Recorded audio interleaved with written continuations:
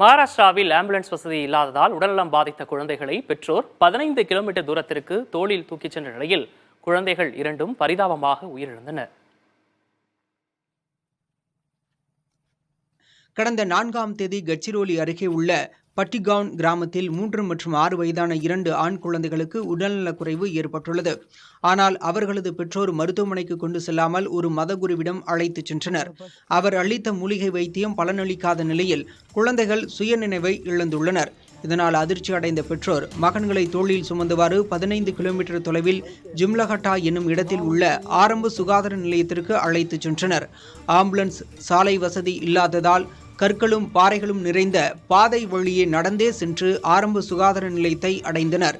அங்கு 2 குழந்தைகளையும் பரிசோதித்த மருத்துவர்கள் அவர்கள் ஏற்கனவே இறந்துவிட்டதாக கூறியுள்ளனர். பின்னர் உடல்களை எடுத்துச் செல்ல அங்கிருந்து ஆம்புலன்ஸ் ஏற்பாடு செய்யப்பட்டது. ஆனால் அதனை மறுத்த பெற்றோர் தங்களது மகன்களின் சடலங்களை சுமந்து சென்றபடி கண்ணீருடன் நடந்தே கிராமத்தை அடைந்தனர். இந்த விவகாரம் அதிர்வலையை ஏற்படுத்திய நிலையில் உரிய விசாரணை நடத்த மாவட்ட நிர்வாகம் உத்தரவிட்டுள்ளது.